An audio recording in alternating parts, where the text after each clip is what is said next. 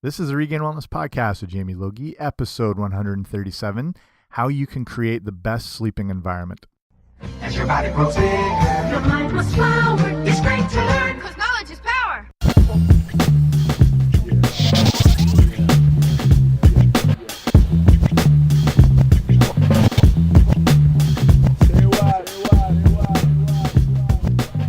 Hey guys, what's happening? Welcome back to the podcast. I'm Jamie Logie. I run regainedwellness.com, and this is Regain Wellness Podcast. And thank you so much for joining me here today. If it's your first time, thanks for coming out. I appreciate it. I've got a whole bunch of other episodes on every health topic you could think of, nutrition, fitness, amazing guests from, New York Times best-selling authors to guests of things like Dr. Oz or The Today Show. There's even a WWE Hall of Famer in there. Check them all out. And if you haven't, make sure you subscribe on iTunes or wherever you get your podcasts. I don't care where you get your podcasts. I'm not going to judge. Wherever you get them is fine. So just make sure you subscribe, and that way they're automatically sent to you. So this topic is, I cover sleep all the time, as I think people always ask, people are always looking for like a secret answer, like this industry hidden secret on what's the best way to get healthy and fit, or like the magic bullet or a secret pill. And usually there's that thing like, yeah, I agree, there's no one secret surefire way, or one specific food, but when it comes to like all things health and wellness, there is, as far as getting as healthy as possible, and it is sleep. If people want the one word answer, what's the best thing that'll help me get healthy and feel better and look better and the whole deal? Sleep, straight up. And today's talking about how to create the best sleep environment. So I talk about on different episodes, which you can look up, or I'll link up on the show notes, which today will be regainwellness.com/137. And I'll put all the different sleep related episodes I've had and blogs if you want to get more into detail and the science behind why sleep is so beneficial and what happens. I'll cover a little bit of that. But today's actually about creating the best sleep environment and how to set up your room to get the best sleep possible. And, I'll cover things from the color of the room and lighting to pillows and a whole bunch of different stuff. So hopefully there's some good takeaways you can get from this episode, and let's get right to it. Okay, so the idea behind getting the best sleep possible is, it comes down to the setup of your bedroom, and that's where you sleep. And traditionally, the bedroom was a place that you would simply turn in at the end of the day and then not visit again till the next night. And these days, we've kind of turned bedrooms into full entertainment centers, with, TVs, your phone, your tablet, your laptop, speaker systems. You kind of created this recreation center within your own room. And it's really not the ideal scenario if you're looking to make sleep a priority. And if you found yourself, deprived of sleep and you're trying to get more restful, restorative sleep. So if you're not making your bedroom the best setting, it's going to be neglecting those things that you need to be as healthy and restored and rejuvenated and recovered as possible. So here's the quick, like I said, I'll have all those other episodes up, but here's the quick thing around how sleep enhances your health. And not just that, but your productivity and your ability to sort of survive and thrive through the day. When you deprive your body of sleep, you're somewhat telling it that some sort of external trauma must be happening, or otherwise you'd be asleep. And that brings into play your stress hormones, and specifically one called cortisol. And stress hormones are important for us. They're involved in our fight or flight response, which is good, if you're jumping out of the way of a speeding car or fighting off people at a Black Friday sale. But when they're elevated too long over the long term, they cause some pretty nasty things in the body, including, there's a long list. Here's just a few: anxiety, headaches and dizziness, increased heart rate, possibly stroke, hypertension. You find digestive disorders happening, depression, immune system dysfunction. And depending when you're listening to this, I'm recording right now, it's the start of December. And, in this part of the world where I live in North America, the days are starting to get shorter. We're not getting as much sunlight exposure. And that's when, the seasonal affective disorder can hit in, various forms of possibly depression and whatnot. And then when you're not getting sleep on top of that, you just compound all those issues. So this is a time of year when you really want to make sleep your priority. And this is relevant all year round, but that's just where we're at. And like I said, this is just scratching the surface as stress hormones really hammer your body. And that's the thing, your body, it doesn't really matter what the situation is as far as why you're not sleeping. It's still the same reaction in the body. Like, your body may not be sleeping because there's some disaster or environmental trauma, or the way our bodies originally were designed, and where we come from and where we used to live and exist. And these were real things, threat of famine, saber-toothed tiger attacks. Today, it doesn't know that you've just been up all night watching a House Hunters marathon and scrolling through Tinder till 3 a.m. Your body responds the same way regardless of what the cause is. It just, that increase in stress hormones happen. And so when you do start to sleep better, you start to see all areas of your health improve. You begin to have stronger immunity. There's, less pain, less joint pain, less muscle pain, better memory, improved cognitive function. That can lead to better productivity, so better performance in work or school or wherever you are. So now we get into like how your environment affects your sleep. So our environments affect so much of our lives, and you might not always be aware of that. It just sort of exists on the back burner, and you don't really take into account. But there's a ton of factors that impact our ability to get decent sleep, and that include things like the temperature, whether internal or external, like within your home or outside, the time of year, noise. So depending on if you live in a big city, obviously it's a huge problem. Compared to if you live in an isolated place in the country. Light and how that affects us, from our electronic light to home light to the city light to lamps outside, like street lights, car lights, the whole deal. Then you've got other things, like simple things like your bed comfort, how it plays a lot into it. And then, of course, in this day and age, electronic distractions, which will happen basically even more so at night. Like, some people like start the day with their phones or their laptops, or they maybe can't get to them as much through the day. And then at night, where, our houses spring into life, the TVs are on, iPads going, phones going full steam. And then all those electronic things can become, a real damper on our ability to get sleep. Even just the occasional like car honk can cause more sleep disruption than a steady state noise. So if it's like dead to the world and then just one car honk,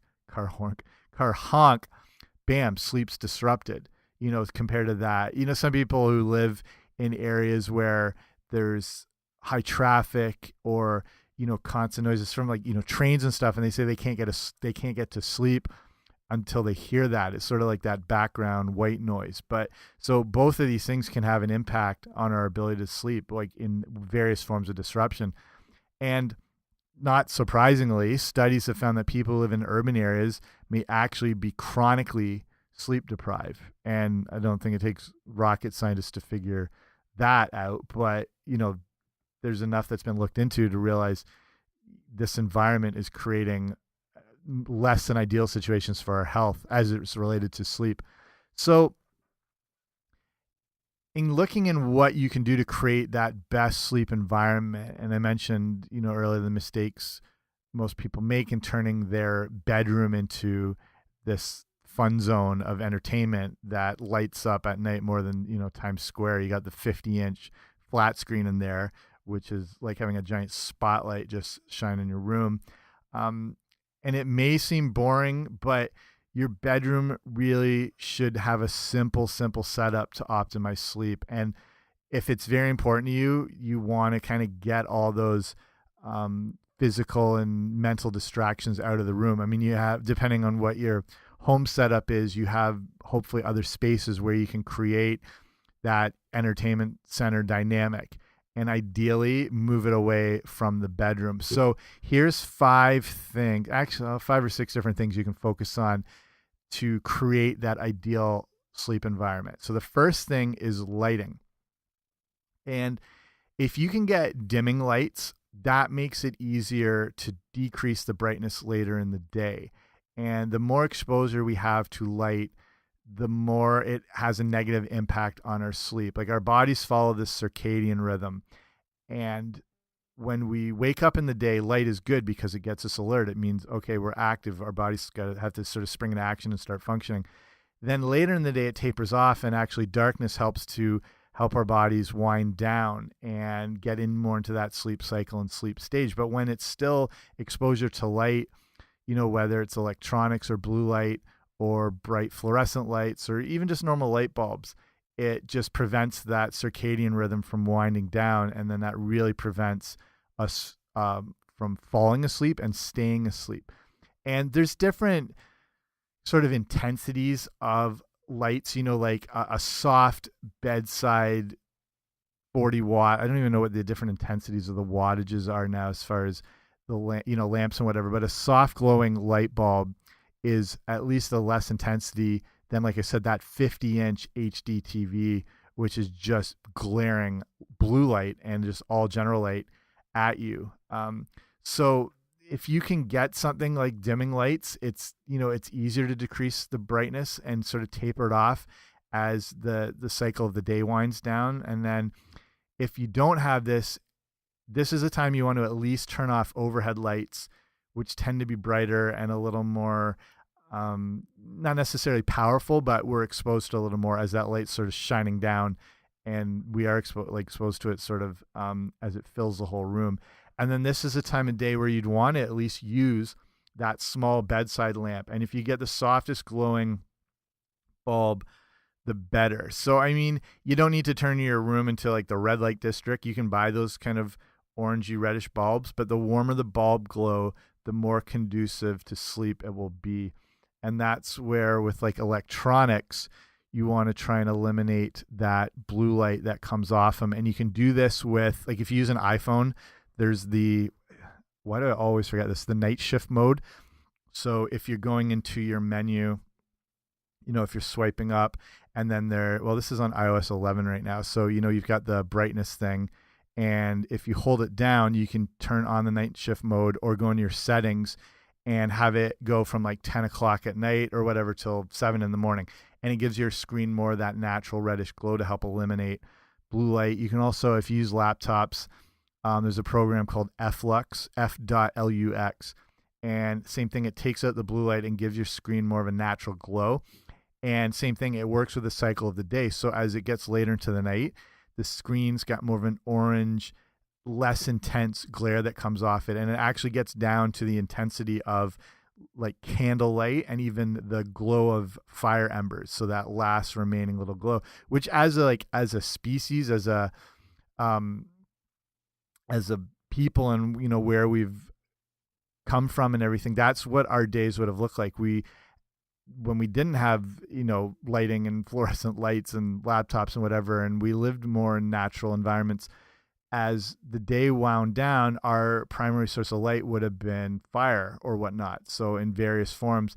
And again, that's got more of that, a different intensity. And then as, the fires would wear down and then there'd be just that soft glow given off by the embers. That's more of a natural exposure to the light, which we would have been used to. And now, obviously, that's not the case. Okay, so that's lighting. The next thing is actually your curtains. So this comes to why you want things to be as dark as possible. And that's, helping with that circadian rhythm, and darkness stimulates melatonin production in the brain. And the more it's exposed to light, the more melatonin is suppressed, the whole deal. So that's, why avoiding the electronics and the blue light. So your best bet here is to get the darkest, heaviest curtains possible. And they call them blackout curtains. It's what a lot of hotels use to eliminate, hotels are in usually high profile, high traffic areas. So people, obviously always complain about noise or light, and they want it as calm and relaxing as possible. So hotels use these heavy curtains that help eliminate noise and light. And you can find these in places like Walmart, Amazon. I think the ones I got were from Walmart. They just help block out that light and that sound, which is more conducive to sleep. Okay, next thing is actually room color. which I don't know if that's something that everyone necessarily thinks about, but you want to create a sense of calmness, and color can actually help with that as far as helping relax you, relax the body, relax the mind. And we're very sensitive to things like color, believe it or not. So, um, before like the specific colors, this is why you're better off removing things from your room, like computers in general, or even exercise equipment. So I know some people keep, your treadmill or the cross trainer or their bike or whatever in the bedroom, but these things are not related with being calm. Like depending on what you like with your, say, your laptop or whatever, if it's associated with, work, or you have emails, or I don't know, sometimes when you see your computer, it can make people feel a little tense because there's something they have to be doing or responding to. Or that's the problem with like something as simple as emails can create this kind of minor stress in our lives, because any email you get is sort of a request of your time. It's more people, generally with most emails, it's people wanting something. And just even that little bit of stress is still stress. And it's something where it can cause that little bit of anxiety. So you see your computer, and sometimes that you're about to go to bed, and then, I don't know, those thoughts come in. You're like, oh, I didn't answer this person, or someone's, chimed in on like a project that needs to be doing. And then that sort of gets your mind going, and then, avoids calm. The same thing, as good as obviously exercise is, keeping equipment in your room can be that reminder of stress, where you're like, oh, I didn't get to it today, or I didn't do as much, or I want to start doing more. Just, those little things, they kind of have this like trickle down effect.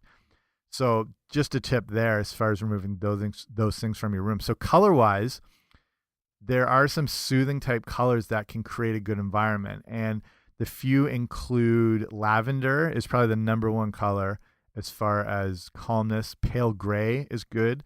There's cool blue, there's aqua, there's pale pink, and beige. And those are considered the ideal colors as far as the calmness factor.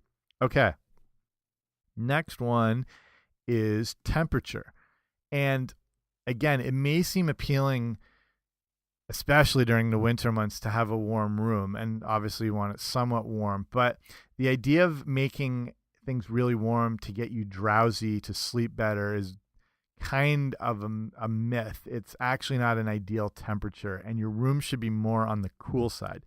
Your body temperature naturally drops as you drift off to sleep. So keeping a cooler room can help jumpstart that process. So that makes it easier to fall asleep, and also helps you get a deeper and more restorative sleep. So ideally your room should be, and a lot of, and sleep experts agree on this, your room should be 5 to 10 degrees cooler than your average daytime temperature. And I know that's maybe a little too specific. Ideally, your bedroom should be cooler than the rest of your house. And depending on the time of year, I mean, I'm not saying like you should have no heat in your room year round, but if it's in the summer, and just say it's 70 degrees outside, that's the average daytime temperature, you want your room around 60 to 65 degrees. As it gets colder in the winter, that changes things a little bit, because obviously you still want your house warm, and you don't want it at like 40 degrees. But the best rule of thumb here is that first you want your bedroom a bit cooler than the rest of the house. So I don't know what temperature you keep your house, but if you can kind of alter that in your bedroom to keep it 5 or 10 degrees cooler, if that's not technically possible, the best way to know if it's okay is that your sheets should feel cool to the touch when you first lie down on them. So whether that means opening your window for 10 minutes before you go to sleep, or it might take a little longer, again, depending where you live and the time of year and the environment that's going on. But that's the best go-to, is your sheets should feel cool to the touch when you first lie down on them. Okay, next thing is your mattress. And this is a big topic and big issue, because it should be your mattress. I mean, you spend a third of your life asleep, and it should be one of the biggest investments you make. As good as, people want their cars or vacations and their TV and their whatever. You spend more time sleeping than pretty much anything else. So you shouldn't be afraid to kind of splash out on the mattresses. And there's so many options out there for mattresses. I think the big thing now is all these like delivery based mattresses, that you can, I can't even think of some of the brands, but you order them, they show up on your doorstep in a box and you open it and the whole thing just like expands and fills up. And they're Casper, I think's one. I don't know. They're, and they're a little more affordable now and there's better quality and they're using better materials. But at the same time, there's this ton of different options. So usually people want to go for the most super soft one they can find, like all pillow top stuff, memory foam. But your best bet for ideal sleep is a medium firm mattress or a firm one with a softer, pillow top thing. And that's going to help give your spine the ideal balance of support and at the same time some cushioning. When a mattress is too soft, everything actually relaxes a little too much and it can actually, hamper your breathing a little bit. You need that support there. And that's as far as just, potential muscle pain or lower back pain and stuff like that. So you want that support, but you want obviously some softness so it does feel comfortable. Okay, the last thing I'll talk about is your pillow. And again, this is one of those things people just sort of possibly neglect it, or I don't know, they're uninformed or they don't consider it an issue. But as far as how important your mattress is, your pillow is probably as important, if not more important. And it's one of those things, again, everything, like your entire head, your body lies on this thing the whole night, and it should be the best quality thing you can get. You've spent, tons of money on, high-end coffees, or I don't know whatever your preference is and what you spend your money on.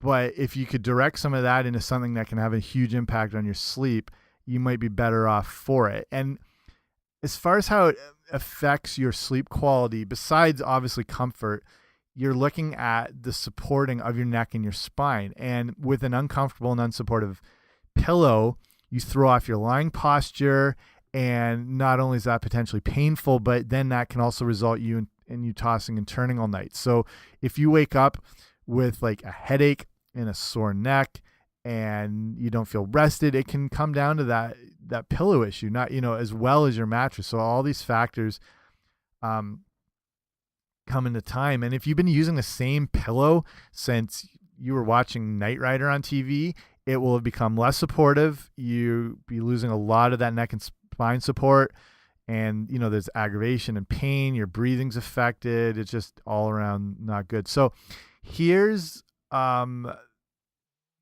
you can determine the best pillow type, and you need to look at what type of sleeper you are. Some people sleep on their sides, some on their back, some on their stomach. If you're like me, you're curled up in the fetal position, sucking your thumb. But if you sleep on your side, you will need a firmer pillow, as there becomes a larger distance in your head and your shoulder that can cause neck problems. And if you have wider shoulders, you'll need, even a bit thicker, even a bit more firm. If you sleep on your back, you can get by with a thinner pillow, as you don't want your head pushed too far forward.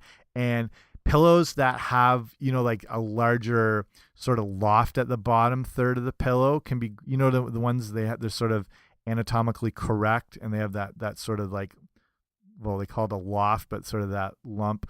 That can be great for better neck and spine support. So you can try one of those out. If you sleep on your stomach, you want a very thin pillow, as to not push your head out of position too much. So not only is that neck pain, it can affect the breathing if your head's sort of jarred up like that. And I don't know if you consider this interesting, but there's a lot of factors about a pillow and what makes a good pillow. And a feather pillow is the classic pillow and can actually last the longest, up to 8 years. And they're super expensive, but again, you got to decide what's worth it as far as your rest and your health and your sleep. A down pillow is also great. They can last up to 5 years. The pillows that have man-made type fillings which seems like they have just sort of the guts of old teddy bears and stuff put into them. They are the most inferior, and they can only last around at the most 2 years, but usually around 6 months. And sleep experts, again, say it's a good idea to change your pillow at least every 12 to 14 months. If it's one of the more inferior type pillows, regardless, you just want to change it every year. Even a good feather pillow might have to be changed sooner if it starts to get out of shape and lose its support. So don't, like I said, that the best, most expensive feather pillows, they can last, again, up to 8 years, but you want to check that they're still holding up. And there's a test you can actually do. And this is the test to see if your pillow is still supportive. So is to lay it down on a hard surface and fold it in half and squeeze all the air out. If the pillow returns to its normal shape after you release it, it means it's still supportive. A pillow that's too overused and kind of basically worn out, it'll stay folded up. So take whatever pillow you're using and try this out, and you'll have an idea if it's time to toss it to the curb or upgrade. Okay, last little bit. How many pillows do you need? Again, this depends on your sleep position. One ideally should be all you need if it's a quality one. Using two, I know some people like that, but again, it can put your head into that unnatural position and result in that neck and spine discomfort and that, again, pain and aggravation. It's also important to be aware of your, having your head in that bad position and really how it affects breathing and disrupted sleep, and that can lead to headaches and fatigue during the day, irritability, the whole other thing. A second pillow can actually be useful to use between your legs, and that can help take pressure off the lower back. So if you sleep on your side and you do have back problems, you've probably seen this before. You've either tried it or heard it recommended. Put that pillow in between your legs, and it just kind of separates them enough to kind of take a little bit of that pressure off. So, I mean, yeah, it's weird. It's just one of those things, a pillow, again, people take for granted. But, I think people are aware now of how important a good mattress is for sleep. And there's more, research and education, and people, there's those beds that have the, finding your sleep number and the quality, I said, like, the quality of materials and the ability for the bed to breathe and to keep you cooler at night, so there's more education and more knowledge, but like the pillow is right up, there's how, being of key importance as far as how it affects your ability to sleep each night. Okay, let's wind it down there. I've said the word pillow more than I probably ever have in my life, but hopefully these bunch of tips here, the room temperature, the color, the lighting, the pillow, the mattress, the whole deal. Hopefully there's some things you can take away here to start creating that good sleep environment and getting on top of your health. And if, you're new to health and fitness and wellness and the whole deal and nutrition, this is, where you want to make your first changes to start it off. So to set sleep being like the foundation of good health. And if you're already in, part of a healthy lifestyle, this hopefully might be a refresher. Hopefully you're doing all these things anyway and you're good to go in the whole deal. So that's it for me. Thanks for listening. Like I said, make sure you subscribe on Apple Podcasts wherever you get your podcasts. And if you're interested in sponsoring the show, I'm part of this group. Well, not a group. It's a website called patreon.com. And it's kind of like a crowdfunding way to support people who make, things like this, like podcasts or music or art or whatever. And it's something you can do like a monthly support system as low as like a couple dollars.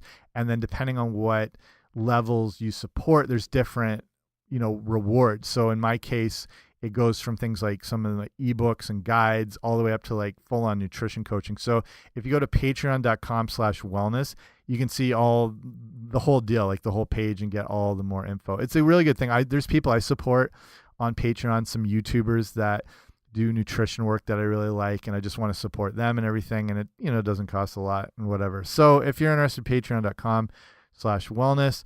That's it for me. If there's any questions you have in general or topics you want to see covered on the show, you can write to me at info@regainedwellness.com. That's it. I'm out. Thank you. Goodbye.